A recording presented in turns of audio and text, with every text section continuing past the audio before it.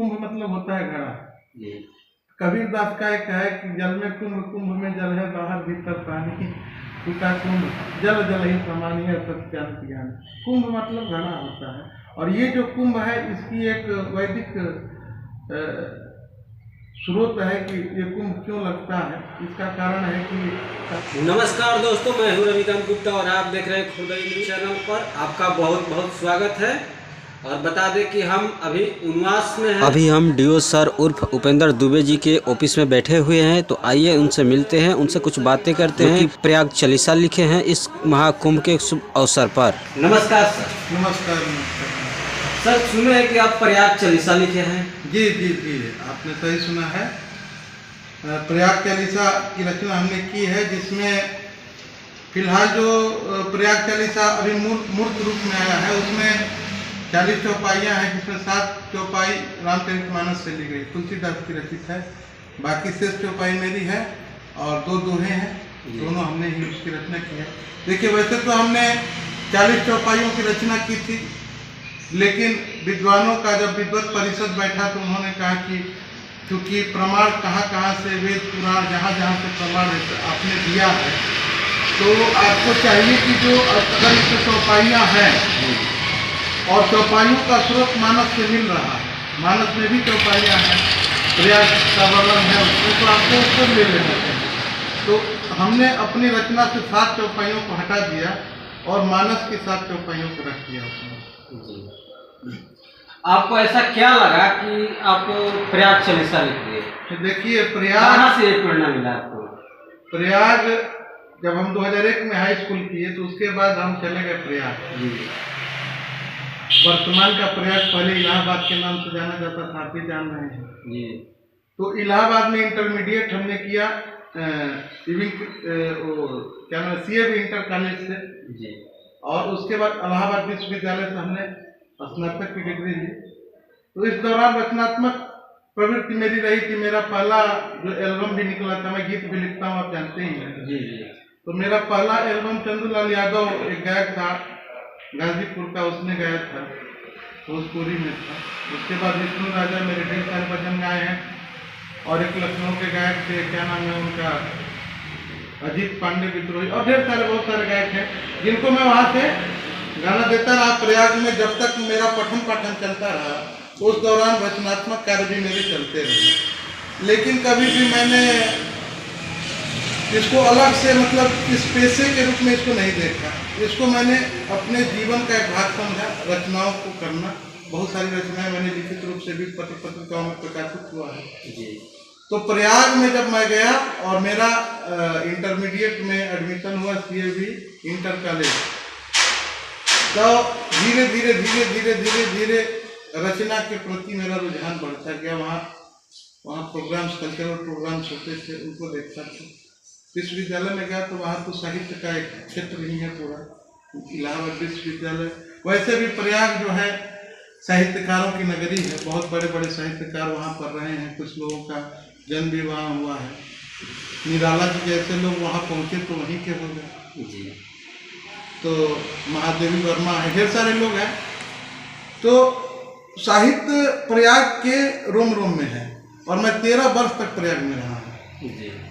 तो ये कोई बड़ी बात नहीं है। उन लोगों का, जो हमारे आदि पुरुष हैं, आदि साहित्यकार, उनका आशीर्वाद भी रहा, उनकी मिट्टी में जाने का मौका मिला। तो सर, हम चाहेंगे कुछ अपनी रचना के अंदर जो चौपाइयाँ है, वो चौपाइयाँ दर्शकों को सुनाएं। तो प्रयाग चालीसा जो हमने लिखा है उसमें पहला दोहा है, श्री गुरुपद रज सिर धरी, हरस ही धरि ध्यान, तीरथ राज प्रयाग को निष्दिन करम प्रणाम, अगणित अमित प्रताप में तेरो निर्मल धाम, दुर्जन पतिता तरि गयो, मिलई सकल सम्मान। ये दोहा है। इसका अर्थ क्या होगा सर? इसमें हमने कहा आपसे कि श्री गुरुपद रज सिर धरी, मतलब जो हमारे गुरु हैं उनके पद के रज को, रज अर्थात धूल को अपने माथे पर धारण करके हर्षित होकर मैं तीर्थराज प्रयाग का ध्यान धरता हूँ, ठीक है ना। जिनका प्रताप अगणित है, अमिट है, जो कभी नष्ट नहीं हो सकता, ठीक है ना। और यहाँ पर दुर्जन और पतिता, दुर्जन माने जानते ही हैं, पतिता माने जो पापी हैं वो भी आके यहाँ पर उनका तरण हो जाता है, ये इसका।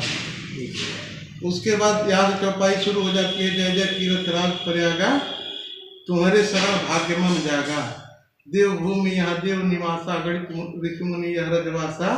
तो ये सब एक श्रृंखला है और 40 चौपाइयाँ हैं, जिसमें 7 चौपाइयाँ रामचरितमानस की हैं, 6 चौपाइयाँ, जो 7 के बाद जो बचा 33, तो 33 चौपाइयाँ मेरी हैं। वैसे तो मैंने 40 चौपाइयाँ लिखी थी, पूरी 40, लेकिन विद्वत परिषद प्रयाग के कुछ बड़े बड़े विद्वान उन्होंने सलाह दिया कि भाई देखिए, इसमें जब मानस में प्रयाग के लिए ऑलरेडी चौपाइयाँ हैं तो क्यों न उसको ले लिया जाए। अगर इसको चालीसा बना रहे हैं, ये केवल आप सुधारण करेंगे नहीं, बहुत कुछ करेंगे, तो जो अच्छी अच्छी बातें हैं जहाँ से भी मिले उसको हम लोग जो है लेते हैं।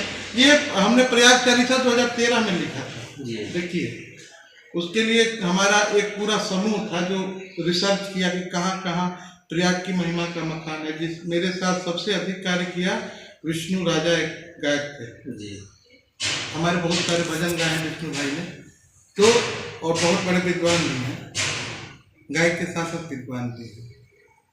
तो हम लोग 2013 में कई लाइब्रेरी में गए और प्रयाग से संबंधित किस वेद में क्या लिखा है, ब्रह्म पुराण में क्या लिखा है ना, वामन पुराण, जितने पुराण, कई पुराणों का स्रोत लिया हम लोग, ऋग्वेद में क्या लिखा है प्रयाग के बारे में, सब में लिखा है प्रयाग के बारे में। हम लोग ने जब रिसर्च किया, मानस में बहुत सारी बातें, मानस की बढ़ाई में लिखा है, हमने भी लिखा है, मानस तुलसी करे बढ़ाई, कर गुणगान न मने अगाई, को कही सकई प्रयाग प्रभाव, कलुष कुंज कुंजर विग्रह, बहुत सारी बातें अन्य स्रोतों में।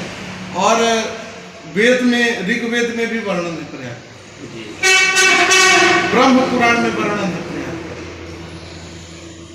समझ रहे। तो ये देवभूमि है इस, और उस समय हम लोगों ने सब स्रोत इकट्ठा किया, जहाँ जहाँ से हम लोगों को कुछ अंश मिलते गए और सबको इकट्ठा किया, इकट्ठा करके तब उनको हमने दोहे में पिरोया। तो इसमें मेरे साथ साथ मेरे कई मित्रगण हैं, उनका भी सहयोग है, उनका भी बहुत, बबलू गुप्ता जी हैं वहाँ से, बहुत हमारा साथ दिए उस समय। उसके बाद विनोद जी करके हैं, विनोद यादव करके, उन्होंने काफ़ी मतलब सहयोग किया, प्रयाग चालीसा के लिए बहुत काम किया उन्होंने जी। तो सर ये कौन सा चैनल से प्रसारित हो रहा है आपका प्रयाग चालीसा? ये संस्कार चैनल से आ रहा है, संस्कार टीवी चैनल जी जी, संस्कार पर आप देखेंगे, संस्कार भजन पे प्रयाग आ भी रहा है, और लिखित रूप से पुस्तक पहले से विद्यमान है, ठीक है, तो उसमें भी आप पढ़ सकते हैं, और देखना चाहें तो संस्कार चैनल पर देख सकते हैं जी। आपका पुस्तक भी आया है 13 में छपी थी मेरी प्रयाग चालीसा की पुस्तक, जिसको अभी क्या किया कि उसको संस्कार चैनल के माध्यम से वो लयबद्ध हुआ है, विष्णु राजा ने उसको गाया है और उसको अपने चैनल पर प्रसारित किया, संस्कार चैनल जी। और सवाल करना चाहेंगे, अभी जो कि प्रयाग में महाकुंभ का मेला लगा हुआ है, काफ़ी दूर दूर से संत भी आ रहे हैं, तो कुंभ के बारे में कुछ कहना चाहिएगा यार? जी जी बिल्कुल बिल्कुल। कुंभ प्रयाग में प्रति 12 वर्ष पर महाकुंभ का आयोजन होता है, और 6 वर्ष पर अर्ध कुंभ का आयोजन होता है वहाँ पर प्रयाग में।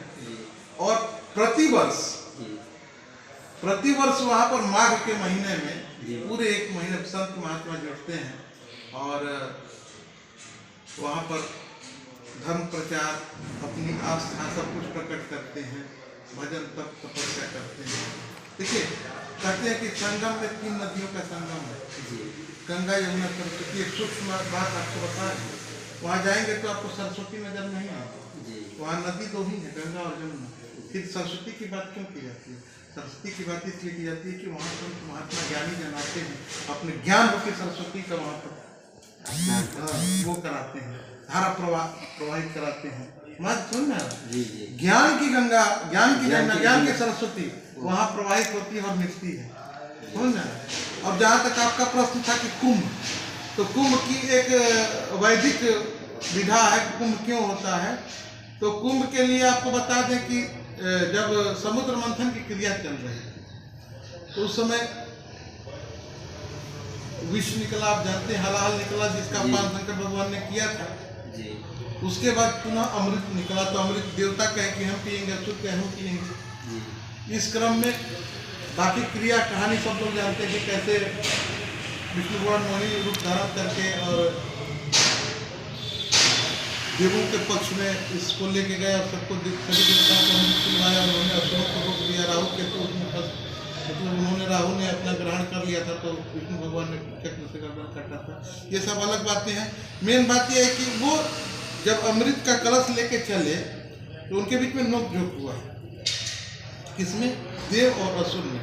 तो इस क्रम में 4 जगह पर जो है अमृत बूंद गिरा। तो जहाँ जहाँ 4 जगह पर गिरा है वहाँ वहाँ पर क्या होता है?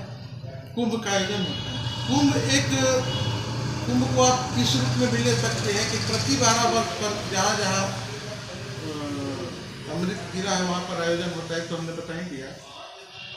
और एक वैज्ञानिक दृष्टि से देखेंगे तो कुंभ का आयोजन कैसे होता है, क्यों होता है, बताइए। तो ये तो हो गया कि भाई अमृत गिरा था। उस समय बृहस्पति का जो क्षेत्र होता है वो क्या होता है कि पृथ्वी के काफी नजदीक होता है, तो उसमें ऊर्जा का एक अलग स्रोत होता है। तो हम चाहेंगे सर कि इलाहाबाद में आप काफ़ी दिन रहे हैं, तो इलाहाबाद के बारे में कुछ बताइए। और जो कुंभ घूमने जा रहे हैं, स्नान करने वहाँ पर, उनके बारे में कुछ बताइए कि वो वहाँ जाकर कहाँ कहाँ घूम सकते हैं, कोई अच्छा जगह? बहुत जगह है। इलाहाबाद हमने कहा साहित्यकारों की धरती है और वैदिक परंपराओं की धरती है, तो वहाँ पर आप तीर्थाटन भी कर सकते हैं और साथ साथ बहुत सारे साहित्यकारों का, और साहित्य की दृष्टि से जा रहे हैं तो बहुत सारे साहित्यकारों का भवन है, उसका भी आप लोग दर्शन करें जाए तो। जी। तो पहले तो प्रयाग में बहुत सारे मंदिर हैं। बेणी माधव मंदिर है, नागवासुकी मंदिर है, उसके बाद आलोक शंकरी देवी का मंदिर, 12 माधव वहाँ पर स्थित हैं। अर्थात माधव मतलब विष्णु भगवान 12 रूप में वहाँ पर विद्यमान है। इसकी भी कहानी है, क्योंकि इंटरव्यू है, उतना लंबा बताने में थोड़ा टाइम लगेगा। वहाँ पर उसके बाद नागवासुकी व्याल के रूप में है, नागवासुकी मंदिर है। नागवासुकी को जानते हैं, जिस पर विष्णु भगवान शयन करते हैं, उनका एक मंदिर है। तो वहाँ पर जाने से लोग कहते हैं कि काल सर्प दोष नष्ट हो जाता है, और माधव सकल काम साधो कहने से कोई भी कार्य सिद्ध हो जाता है। ये बेणी माधव की विशेषता है। आलोक देवी शंकरी का कहा जाता है कि वो एक सती के ही रूप में है। जब शंकर भगवान जा रहे थे, उनका कड़ा गिर गया था वहाँ पर, तो इसलिए वो लोग वहाँ कड़े वासनी शीतला माई का भी मंदिर है। इलाहाबाद में बहुत सारे जगह हैं। और ऐसे साहित्य की दृष्टि से देखें तो हमने कहा महादेवी वर्मा के घर में जाइए, निराला जी के घर में जाइए ना, बहुत सारे साहित्यकार का भी है वहाँ देख सकते। इलाहाबाद विश्वविद्यालय है। और ऐसे देखें तो आनंद भवन है, स्वराज भवन है, एलिफेंट पार्क है, आज़ाद जी मरे थे, ठीक है। तो क्रांतिकारियों की भी धरती है। चंद्रशेखर आज़ाद को अंग्रेजों ने वहीं एलिफेंट पार्क में मारा था, जिसको आज आज़ाद पार्क के नाम से भी।